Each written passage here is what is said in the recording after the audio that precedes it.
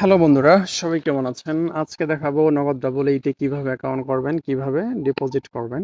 Account করার জন্য আমার ইউটিউবের পিন কমেন্টে লিঙ্ক থাকবে, সেই লিঙ্ক থেকে আপনারা অ্যাকাউন্ট করবেন। অ্যাকাউন্ট করার জন্য আপনাকে প্রথমে যেতে হবে এই সাইন আপে যেতে হবে। সাইন আপে যাওয়ার পর সর্বপ্রথম আপনাকে একটা ইউজার নেম দিতে হবে। আমি একটা ইউজার নেম দিব, অন্তর 004। এটা হচ্ছে আমার ইউজার নেম। আপনার পছন্দ মতো আপনি একটা ইউজার নেম দিবেন। তারপর দিতে হবে পাসওয়ার্ড।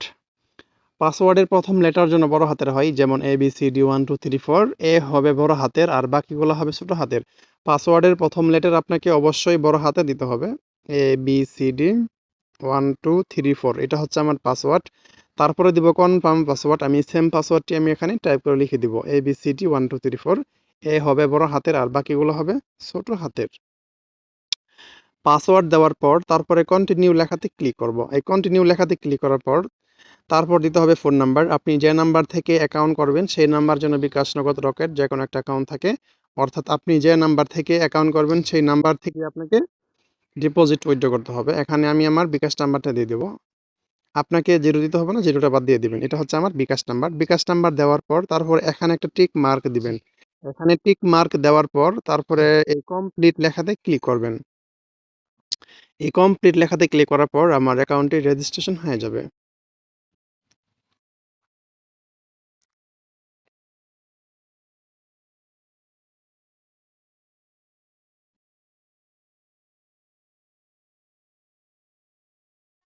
আমার অ্যাকাউন্টটি রেজিস্ট্রেশন হয়ে গেছে। এখন দেখাবো আপনারা কিভাবে ফোন নাম্বার ভেরিফাই করবেন। আপনি যদি ফোন নাম্বার ভেরিফাইড না করে যদি ডিপোজিট করেন তাহলে কিন্তু আপনার টাকা এড হবে না। অবশ্যই আপনাকে ফোন নাম্বারটি ভেরিফাই করে তারপর আপনাকে ডিপোজিট করতে হবে। ভেরিফাই করার জন্য আপনাকে যেতে হবে এই প্রোফাইল লেখাতে যেতে হবে। তারপর যেতে হবে পার্সোনাল ইনফো এই লেখাতে যেতে হবে। দেখতে পাচ্ছেন আমার ফোন নাম্বারে ডান পাশে ভেরিফাই ওটিপি লেখা, এই ভেরিফাই ওটিপি লেখাতে ক্লিক করতে হবে।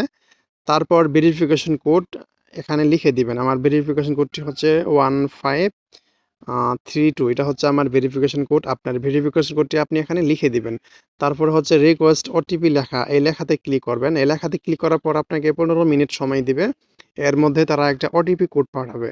যে কোডটা পাঠাবে আপনি সেখানে টাইপ করে লিখে দিবেন। যে কোডটা পাঠাবে আপনার নাম্বারে আপনি টাইপ করে লিখে দিবেন। লিখে দিয়ে এই সাবমিট বাটনে ক্লিক করবেন। এই সাবমিট বাটনে ক্লিক করার সাথে সাথেই আপনার ফোন নাম্বারটি ভেরিফাইড হয়ে যাবে।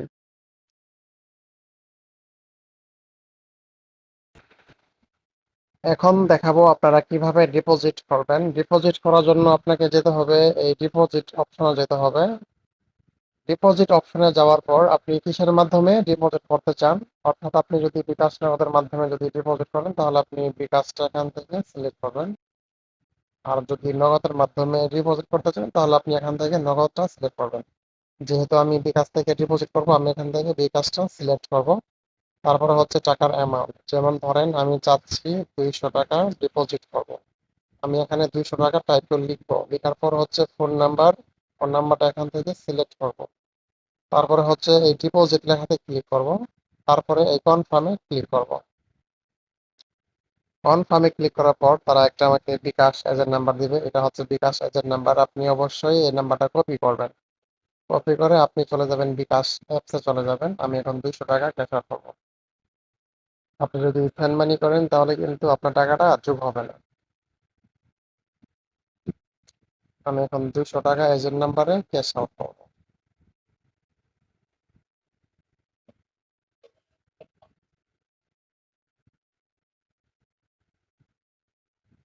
ক্যাশ আউট করার পর সবার উপরে যে ট্রানজাকশন আইডি থাকবে আপনি এটা অবশ্যই কপি করবেন। কপি করে পুনরায় ব্যাকে চলে যাবেন। ব্যাকে চলে যাওয়ার পর ট্রানজাকশন নাম্বার যেটা আমি এইমাত্র কপি করলাম সেটা এখন এখানে পেস্ট করে দেবেন। পেস্ট করে দেওয়ার পরে তারপরে জমা দিন এই লেখাতে ক্লিক করবেন। তারপর ক্লোজ দিস উইন্ডো লেখাতে ক্লিক করবেন। সর্বোচ্চ 1 মিনিট আপনার টাকাটা যোগ হয়ে যাবে। একটু রিফ্রেশ দিন। দেখছেন আমার টাকাটা চলে আসছে।